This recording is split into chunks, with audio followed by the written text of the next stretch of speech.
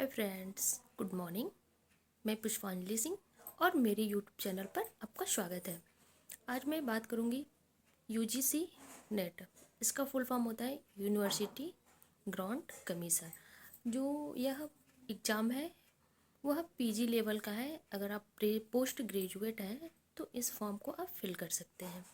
यह exam NTA हर एक साल में 2 बार कंडक्ट कराती है और कोविड की वजह से शायद इस एग्ज़ाम के शेड्यूल में कुछ मिस्टेक हो रहा है, फिर धीरे धीरे सही हो जाएगा। तो चलिए हम इस टॉपिक की बात करते हैं। तो यूजीसी नेट, उसमें कुल 150 प्रश्न होते हैं, 150 प्रश्न होते हैं। जो 50 प्रश्न तो आपके लिए जनरल है, जो सबके लिए कंपलसरी है, और बाकी जो 100 क्वेश्चन होते हैं वो आपके सिलेबस से रिलेटेड होते हैं। तो हमारा सिलेबस है हिंदी। उसमें हिंदी में कुल 10 यूनिट है लगे हुए हैं।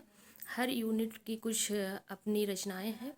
तो उसमें अगर आपको इस सिलेबस की और मेरे नोट्स की ज़रूरत है तो प्लीज़ आप मेरे चैनल से जुड़िए और कमेंट ज़रूर करिए।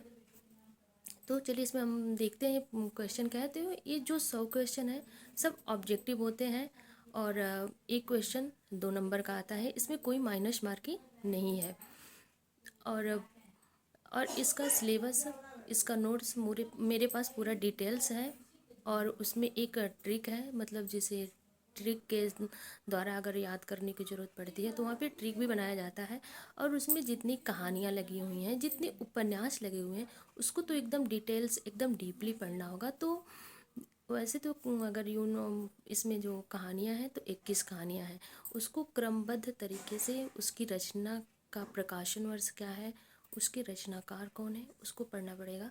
फिर ऐसे ऐसे करके उसमें कुछ काव्य शास्त्र भी है, जैसे अरस्तु हैं, प्लेटो हैं, लोंजाइनस हैं, उससे भी संबंधित है। जो अलंकार संप्रदाय है, रस संप्रदाय है, उससे भी क्वेश्चन पूछे जाते हैं।